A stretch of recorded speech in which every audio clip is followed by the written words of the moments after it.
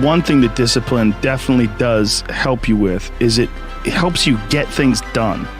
And when you get things done, when you actually do things, you have more success. If you have more success, and sometimes a big part of success is just not being lazy and just doing it. Yeah. That's like 90% of it is just showing up.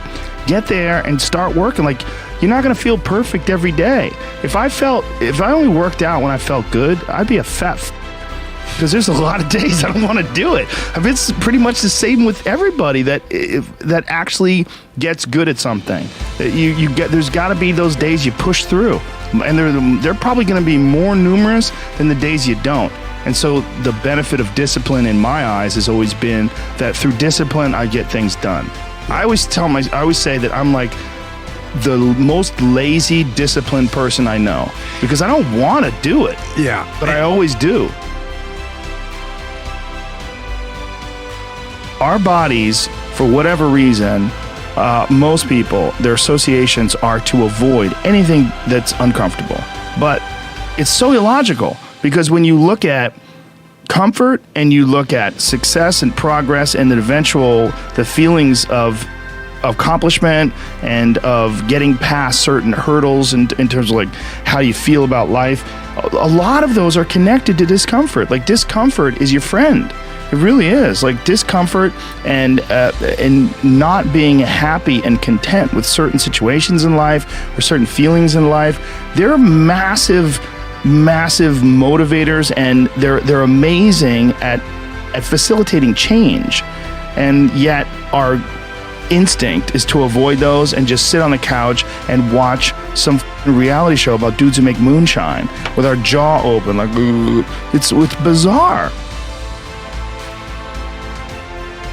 There's a lot of artists and comics, I bet musicians as well, but writers for sure. One of the big problems is sitting down and doing the work. Mm-hmm. And you gotta, and Pressfield talks about that in the most concise and beautiful way. And he labels it like an enemy. He calls it resistance. Mm-hmm. And that you have to sit down, you have to overcome resistance, and that the pro goes to work. And it doesn't matter if you're sick, doesn't matter if you have kids, it doesn't matter what, you're a pro and you go to work. It puts it in your head that this is what I do.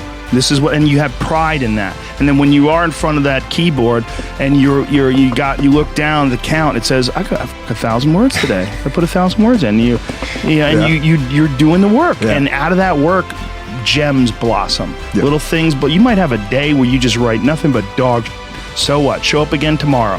And tomorrow out of that dog, the flower will emerge. You never know. And that's the only way to develop real, like, to really develop your potential 100% in anything.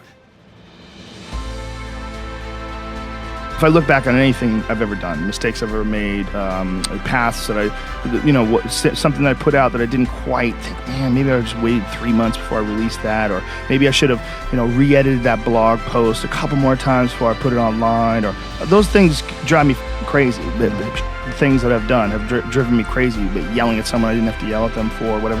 But the most important thing is always for all people to recognize that you're not who you were a year ago. You're not who you were 5 years ago. You're not who you were last week.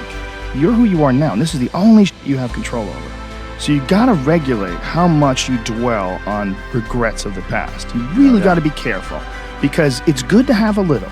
Because my regrets, whether it's things of professional nature or the very few regrets friendship-wise, which is one thing that makes me very happy. But there's life is strange. There's a lot going on. There's a lot of factors happening in life. But for sure, who I am now wouldn't have ever happened if I didn't fuck up. If I didn't make those mistakes, I wouldn't have understand the importance of friendship and kindness. And if I hadn't been cruel at some point in my life, or someone hadn't been cruel to me, I wouldn't understand the beauty of love. I wouldn't understand the full range of it, because I hadn't felt the sting. If nobody ever punches you in the face, you don't really appreciate safety. Because a lot of people don't even understand what safety is. You could say, oh, we're safe, but you are so not safe at any moment.